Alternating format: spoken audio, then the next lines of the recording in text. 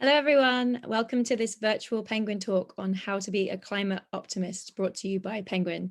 It's a real pleasure of mine today to be speaking to David Wallace-Wells. I've been a big fan of his work ever since I read his book a few years ago. David, you may know, is a deputy editor of the New York Magazine, where he writes frequently about climate change and the near science of technology.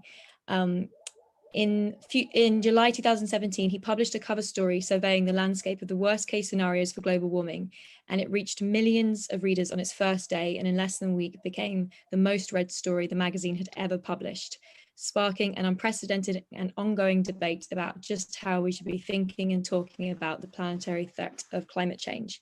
And that turned into his book, The Uninhabitable Earth, or was extended, I guess, and developed into his book, The Uninhabitable Earth, which incidentally I list in the reading list at the back of my book on climate solutions, Who Cares Wins. And I also quote David randomly in the middle of the book when I'm interviewing Elon Musk. I loved a quote I found that David wrote where he called Elon Musk a species survival strategy. So yeah, it's my pleasure to be speaking to you today, David. If anybody watching has a question for either of us, feel free to submit it in the Ask a Questions box, and halfway through, we'll pick out some of those to answer, as well as providing free audiobook downloads of both mine and David's books. So yeah, hi. Thanks for joining, David. Yeah, no, it's great to talk to you. I'm a huge fan of yours, and I loved your book as well. So really a privilege to be talking with you, and to all of the rest of you watching. It's a great thrill. Great, thank you so much. Yeah, it's been a while since I read your book, and I was dipping back into it. And I have to say, it's a bit of a slap in the face in the best possible way, right? It's like you start, that introduction is so intense. And intense, I think, I mean that as a compliment in a really true and important way. So, which I was thinking is interesting for a talk about optimism. And so maybe it'd be interesting to begin there around your sense of optimism and whether you see yourself as an optimist or a realist or a pessimist. And also I'd be really curious to hear how your thoughts have evolved since publishing that book, as our kind of, our political and ecological situation is evolving. Curious to hear how you think of it all too. The way I see it is, optimism is always a matter of perspective. And I think for many people, especially people like me up until maybe a few years ago when extreme weather really started becoming unmistakable in Europe and the US, part of the rest of the Northern Hemisphere. I think a lot of people would have judged that question on the basis of whether someone like me, someone writing about climate, someone like you, thought that the world that we knew was protectable, savable. And, honestly, I don't think that there's any chance of that. I think that we've already put into motion so much warming that the climate that we grew up with and our grandparents grew up with is going to be lost to us forever. We're going to be living in a world with considerably more warming still, which means I think almost no matter what we do, considerably more suffering, although we can do a lot to mitigate and buffer that suffering if we focus on it. But I also think that it may not be the best thing to use as a basis for perspective to think about, how much worse the climate's going to be than it was in centuries past. And I like to think of the question in terms of how much better we're doing than we might have expected a few years ago. How much better than a kind of baseline trajectory we're doing. So a few years ago, scientists of the world would have told you we were on track for something like 4 degrees Celsius or maybe a little more. That would be 4 times as bad as the warming that we've seen to date, which is already sufficient to have brought us entirely outside the window of temperatures that enclose all of human history. And scientists would have said we probably would have 4 times as much warming still to come. I've seen a lot since I finished writing my book in late September 2018 that makes me think that almost certainly we're not going to get to that level of warming. There's been a lot of encouraging development in terms of, technology and markets, in which case, renewables are much, much cheaper than they were a few years ago. But much more dramatically to me has been this sort of global political awakening, really led by the world's youth. Greta Thunberg, Extinction Rebellion, Sunrise in the US, all the climate strikers all around the world, which have, I think, quite quickly and quite radically changed the landscape of climate politics, at least all throughout the West, and to a certain extent, all throughout the world. When I finished writing the manuscript of my book, it was 2018. I hadn't heard of any of these people. I hadn't heard of Greta, I hadn't heard of XR, I hadn't heard of Sunrise or the climate strikers. And I also thought, as a result, that, though the path to a stable climate had to go through politics, I wasn't sure how much faith to put in those politics, given how little had been.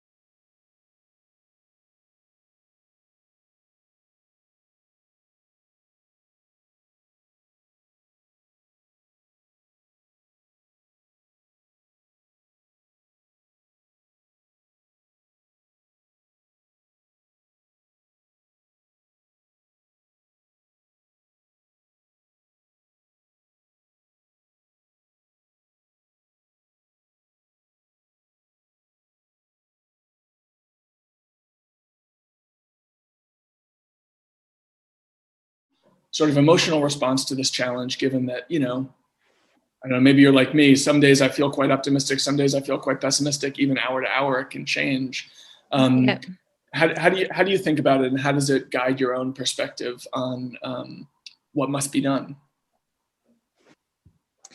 Yeah, so to anyone listening, just so you know, my internet is a bit unstable, so I'm just on audio now. But hopefully you can hear us both.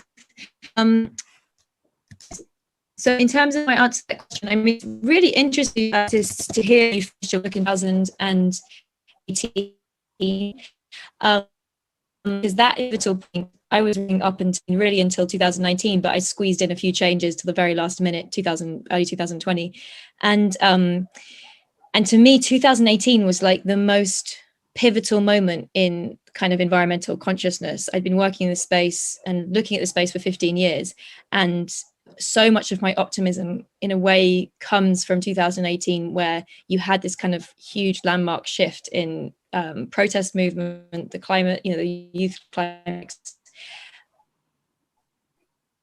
At the same time, that was coupled risky information. It was, it was probably caused by the fact that we had an IPCC report and other reports alongside it that gave us kind of devastatingly terrifying kind of reality check on a situation. Actually, probably IPCC report really kind of start of if we don't make major changes.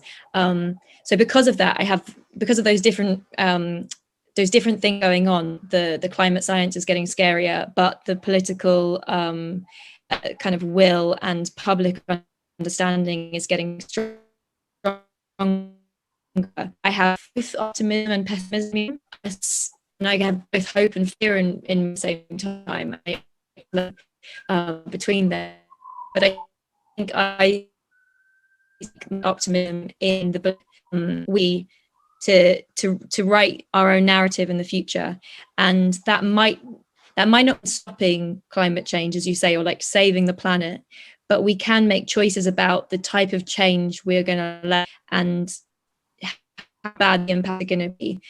And we all have positive transformations, I think, too. Like we can use the crisis to, address issues that are related to this, whether it's our treatment of kind of industrial cultural practices or inequality. And there are so many kind of, I think, other ills that have the opportunity to be transformed by addressing the climate crisis, that is also a source of hope, I guess, for me. Yeah, the experience I think we've all had with the coronavirus is really sort of important and instructive, I think, to think through as we think about the challenges we're facing with climate, in the sense that, well, there are a number of ways, but one that comes immediately to mind, especially as we're talking about optimism and pessimism, is the problematic way that I think both in the US and the UK, the public has sort of made the perfect solution the enemy of the good, and been almost unwilling to undertake a lot of the necessary changes that science tells us to take, unless we are told that there's going to be a guarantee of total success.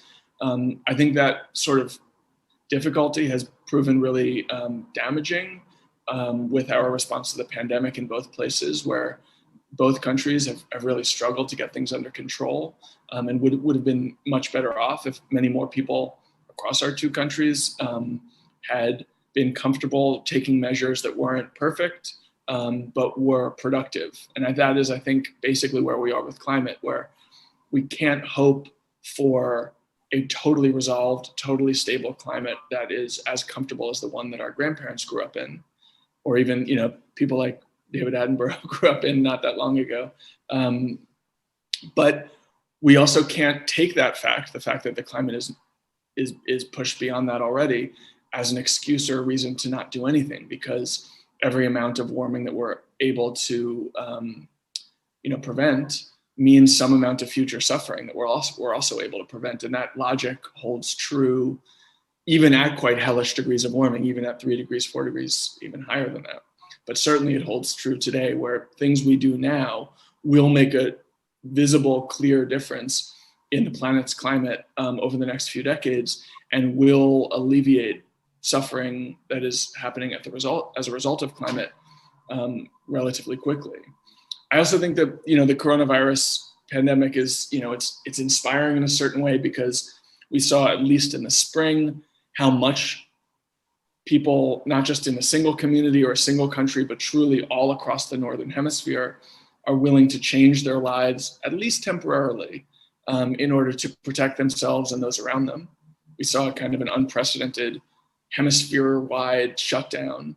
And that is something that most observers would have said was impossible to achieve just a few years ago. And it happened relatively quickly, without much, without much government force. In fact, there was as much demand for it from individuals themselves as it was imposed top down.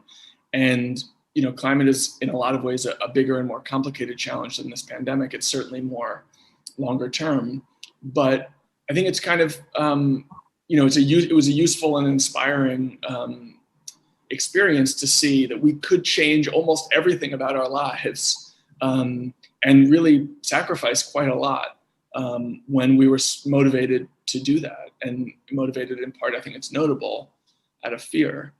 And I think the most important connection between climate and the pandemic is that we've now been handed this sort of generational opportunity, in the sense that almost every government in the world is embarking on quite dramatic spending projects to try to get our economies out of the ditch that they're in. And exactly how we design those investments and what we prioritize and what we focus on is going to go a long way to defining how the next decade of global, certainly infrastructure build out, but energy systems and really society more generally evolves, because that is how big these stimulus programs really are. They're much bigger than anything that any of our governments felt comfortable doing in the recent past, and probably will much bigger than anything they'll feel comfortable doing for a while after the pandemic ends, which means in a certain way, even though, depending on how you want to look at it, we have a couple of decades to deal with climate change. in a certain way, like the very present tense right now is incredibly, incredibly important, because much more is being done to shape the future of the planet and our economies and our public policies right now as we try to design our post-pandemic future, than probably will be done as aggressively by our governments for a very long time. And whether we take that opportunity, I think, is very much an open question. When you look around the world, to this point, the returns are really disappointing. Across Europe, there's been a sizable chunk of the stimulus money has gone towards climate programs, but globally, outside of Europe, it's something on the order of 5% of that spending, which is really trivial, even irrelevant. So if we want to make this tragedy of the pandemic count for climate action, globally, we have to be doing much, much more than we seem to be inclined to do today, at least at the level of government policy. But of course, that's, I feel. Sorry, am I coming through? Yes, yeah. I feel it was largely overlooked in the mainstream is the consequence of our environmental situation. The Environment Department put out a report about a month or two ago on how to prevent future pandemics, and the reasons that scientists identify that COVID and other pandemics and the increasing rate of infectious diseases are rising is related to the same reasons as the climate crisis: the reduced space for wildlife, the increase in practices, and the desire for animal protein. Very, very similar travel, globalization, the climate crisis have also created an increased rise in infectious diseases like COVID. And my hope would be that there would be more mainstream conversation, political of the root causes of COVID, and to redress the root causes so that we don't see pandemics again anytime in the near future. Yeah, I think the relationship between climate and public health and infectious disease is really quite scary. And I think you're right, sort of under-discussed, both on the negative side, in the sense that we don't hear nearly enough about the relationship between, ecological destruction, ecosystem collapse, and deforestation, and the rise of new infectious diseases. We also don't hear as much as I think we should about how much climate change will make existing infectious diseases much worse by, say, expanding the footprint of a certain kind of mosquito, so that we'll be dealing with malaria, all through Europe and the U.S. rather than just in the tropics. But I also think that we have neglected a really positive message about public health and climate change that could actually make the whole cause much more visceral and immediate and mobilizing, which is that the air pollution is like really, really bad all around the world. It's largely the result of burning fossil fuels, and it is, it produces respiratory disease, it produces cancer of all kinds, it reduces cognitive performance, it reduces economic activity, it produces, premature birth and low birth weight, it produces higher rates of schizophrenia and ADHD and even autism. These are all, all incredibly damaging effects that are produced by how much, how dirty our air is. And to the extent that we can clean up that air, we will see enormous benefits in our individual lives at the level of nations and at the level of the planet.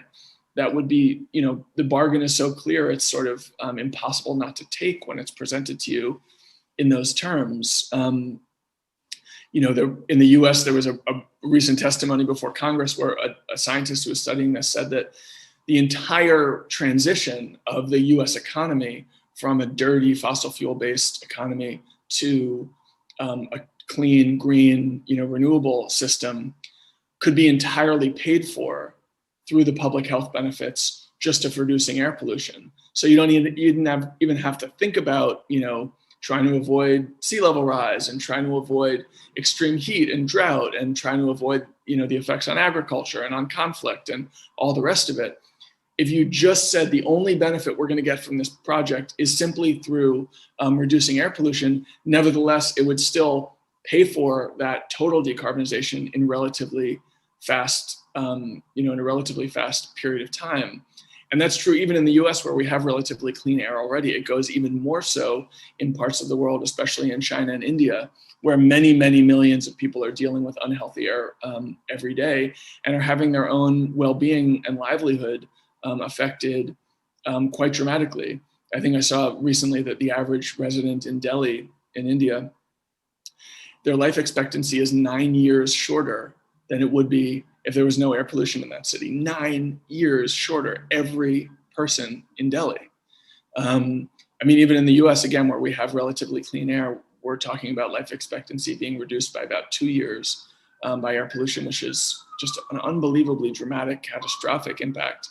And I think for a really long time, for whatever reason, activists, people who are trying to decarbonize, trying to fight for the world to decarbonize, haven't talked as explicitly about the public health benefits of taking action on climate, which would mean, preventing future new diseases like COVID. It would also mean reducing the growth of existing diseases, many of which are out of control where they live today. And it would also mean handing us these incredible, very intimate personal benefits where, like, you can breathe better when your air is cleaner, you can think more clearly, all these other effects are going to be, you're going to be spared, and you and your family will be spared these terrible effects if we clean up our air.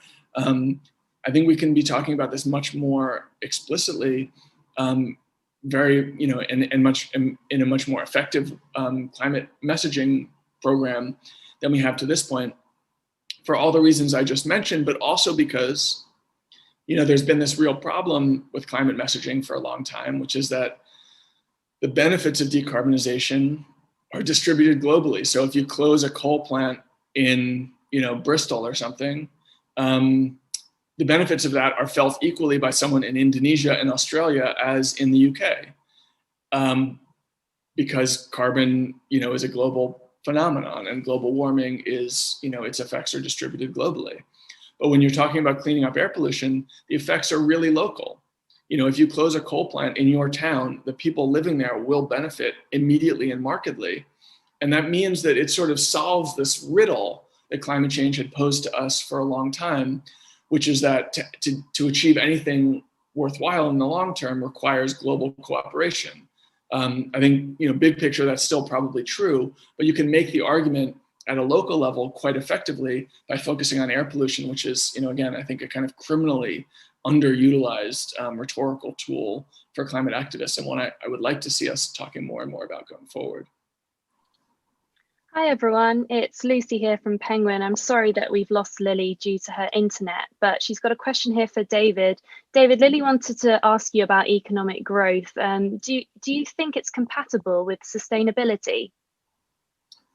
Well, I think some form of economic growth is, or at least I would like to try to not abandon that project. When I think about, the literally billions of people living in the third world who have been deprived all of the material advantages and benefits that people like Lily and I have, just by our luck of being born in the West at the time in history when we were born, I think it's sort of hard to justify morally turning off the engine of economic growth globally. The question is what kind of growth, designed in what ways, with what sort of structures and guarantees of equity, global equity, and also within countries. And that's a really hard problem. I think up until a decade or so ago, the dilemma that many economists saw and warned about was that in order to produce a green future, we would have to ask the developing nations of the world to, at the very least, grow more slowly. than they would if they were burning more fossil fuels and industrializing rapidly. But I think that thinking has really changed over the last few years as economists have started to understand a little more clearly what the costs of dirty energy really were, and as the cost of renewable energy, their replacement, has fallen so dramatically. So you now see at almost every level, almost every economist advising that faster action to decarbonize the world is better than slower action. That means that we'll produce more prosperity by growing in more green ways than by growing in more dirty ways. That's not to say that all we have to do is to install solar panels and we don't have to worry about sustainability.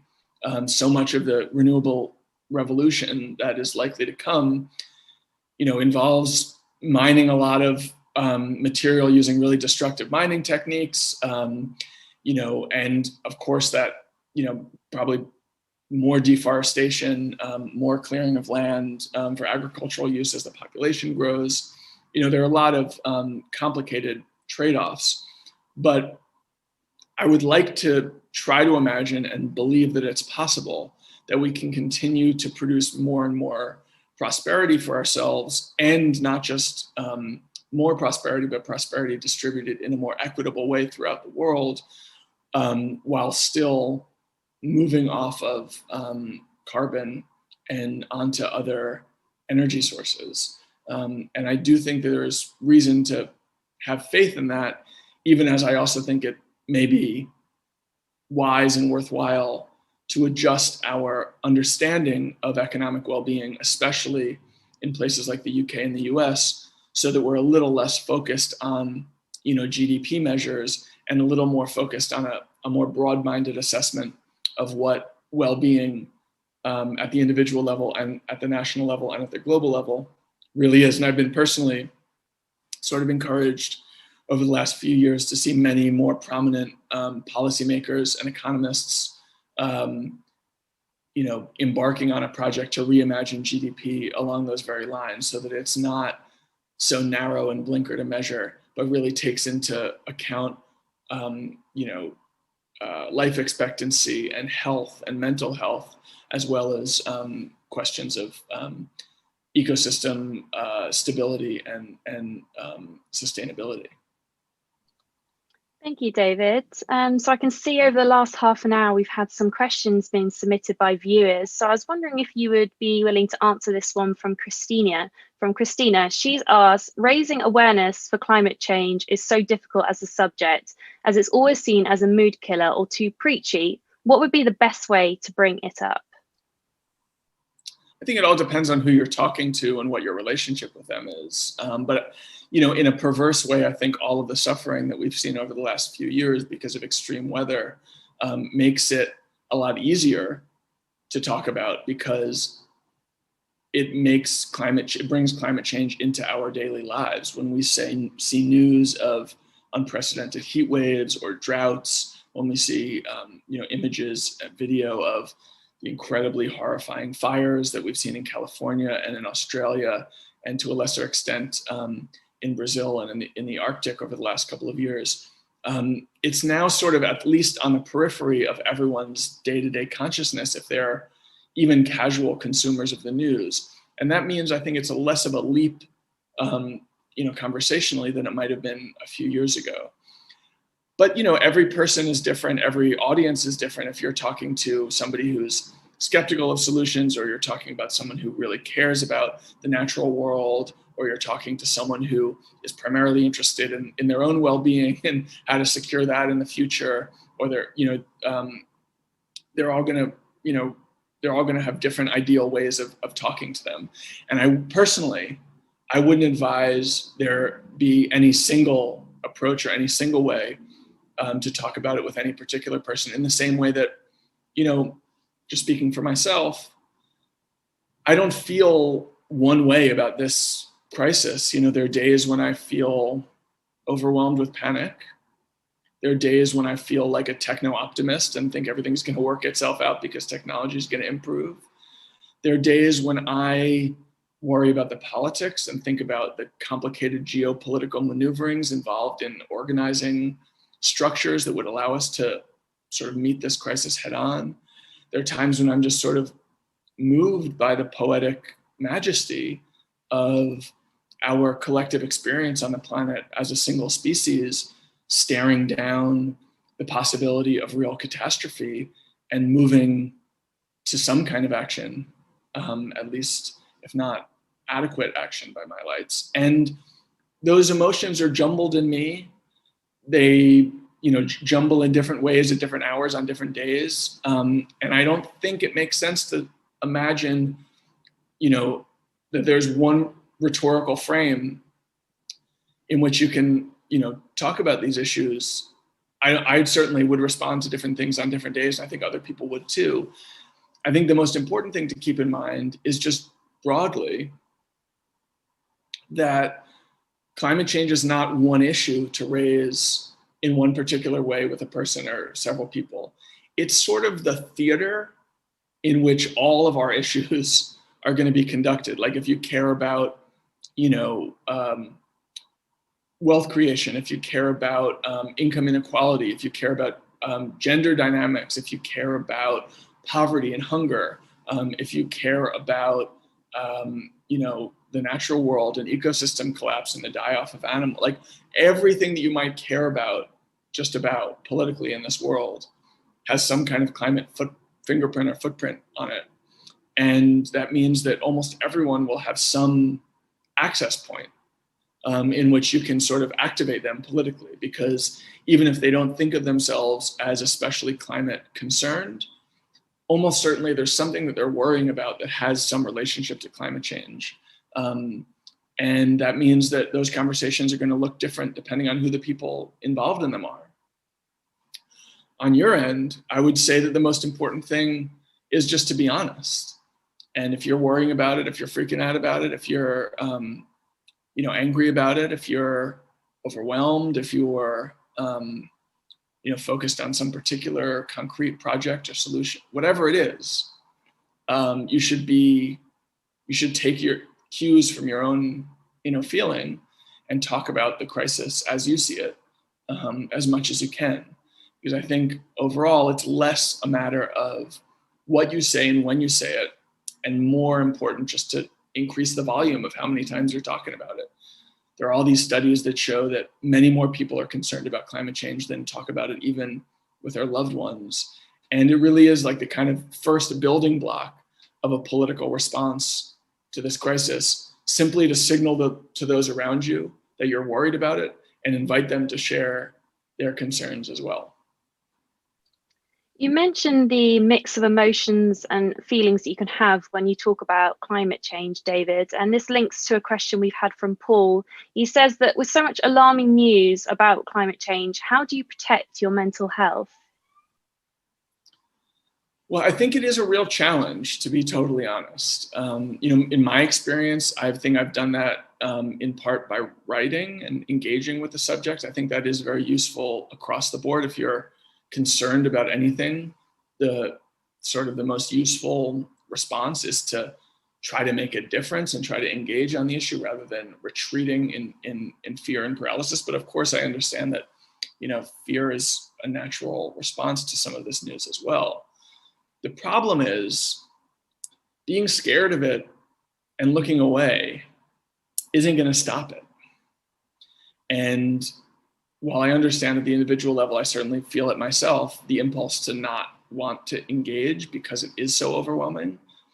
If that is our collective response, then things are only going to get worse. So I get often asked a version of this question, what do we think about, how should we think about the people who are at risk of really falling into, fatalism and despair by the news?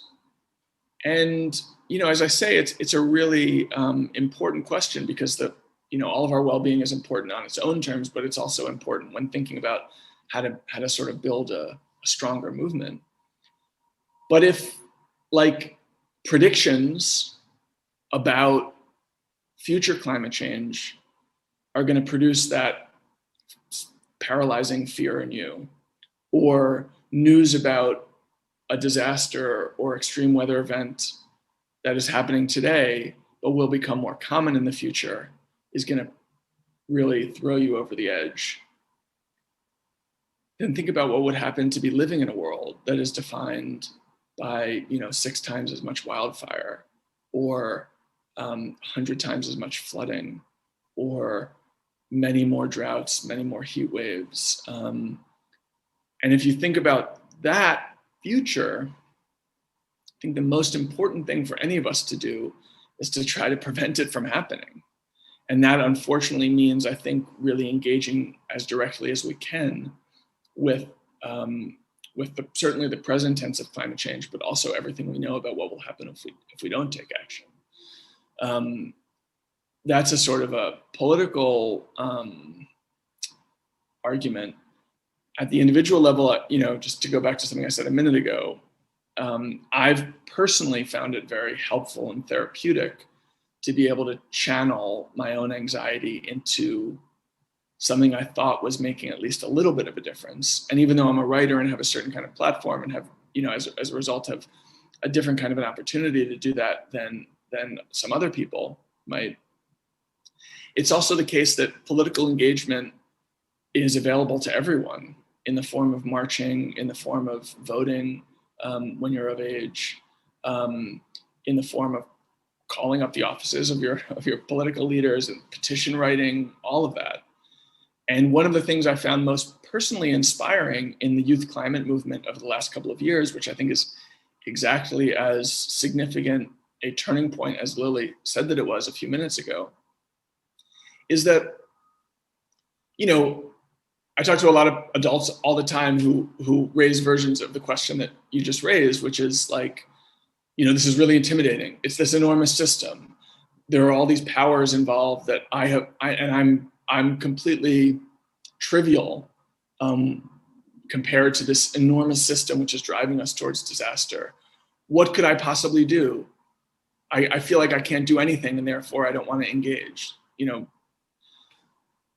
the youth climate activists, I think, are inspiring in precisely this way, because you almost couldn't imagine a more disempowered group of people. They're all minors, so they don't yet have the vote. They don't hold elected office, obviously. Many of them all around the world are from impoverished communities, marginalized communities, really, really excluded from the political heart of their countries. And they saw all those obstacles, many more obstacles than I feel or Lily feels, and said, you know what, I'm going to make a place for myself at this political table anyway.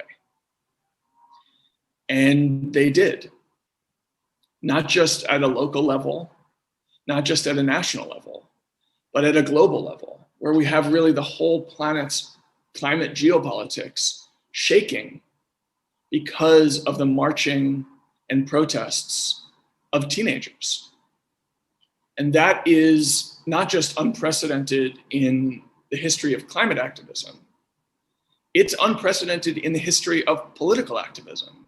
Never before has there been a mass movement like we've seen over the last few years, global, led by teenagers.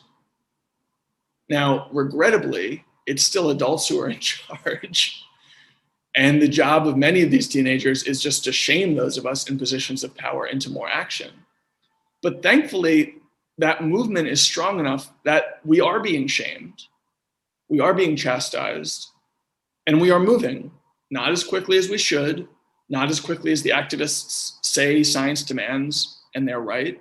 But nevertheless, the impact that these teenagers have had, going from the absolute margins of political life on the planet to the very centers of power, is, it's inspiring. It should be inspiring to all of you, but it's also inspiring to me as and embarrassing to me as an older person, for how often so many of us adults find excuses for inaction and find reasons to believe that we could not make a difference. the work of youth climate activists shows that anybody can make a difference, and in fact, a world-changing difference, so long as you sort of follow your own political convictions where they lead you.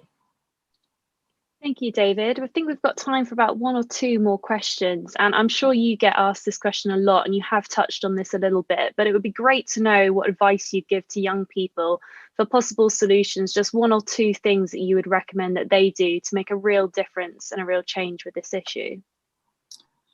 For me, really, it is a political challenge. You know, if you want to stop eating meat, or you don't want to fly, you want to, you know, do what you can to travel in low carbon ways. All of that is valuable, but it's mostly valuable because it signals to those around you how much you care about this issue. The challenge is just so big that even mass individual action makes very little difference, in part because many of the systems that are producing our carbon problem are beyond the reach of individual action. You know, you can't build a new electricity grid without political support. You can't, you know, impose a carbon price without political support. You can't redesign the transportation infrastructure of your town or city or nation without political support. You can make a difference in your own life, but by far the most important thing to do is to multiply your own conviction and concern through political action to make sure that the people who are really in positions to make a large-scale systemic difference in these systemic challenges do that. And that means not just, you know, voting for one party as opposed to the other. It means really rallying around people who prioritize climate action as the organizing principle of their own worldview, because that really is what climate change demands of us. And, you know, ultimately, we can only address it at the scale that science says is necessary if we do fundamentally reorient our politics around that mission. That has to, you know, it's starting to happen, thanks in part to the protests I mentioned, but we need to accelerate that transition and make sure that our leaders don't just pay lip service to concern, don't just act as kind of climate hypocrites, saying one thing and doing another, but actually do implement the policy, you know, as aggressive a policy and approach as they possibly can. Thank you so much, David, for sharing all of your wisdom with us. And thank you to everyone who's been watching. I'm really sorry that we couldn't bring you more of Lily, but she is there, wishing you all her best. So I'm pleased to say that we do have further resources for you if you're interested in learning more about this topic. We've got Who Cares Wins, Lily's new podcast, in the description below. We've also got David's TED Talk on how we could change the planet's climate future. At the bottom, you'll find a short feedback survey. We'd love you to fill it out, and that's how you can get your free download of both Who Cares Wins and The Uninhabitable Earth. And for more Penguin Talks, book chat and book giveaways, please subscribe to the Penguin Platform YouTube channel. Thank you so much for joining us, David. Thanks so much for having me, and thanks to Lily for hosting, even if the audio didn't cooperate all the way through. Fantastic. Thanks for watching, everyone. Bye.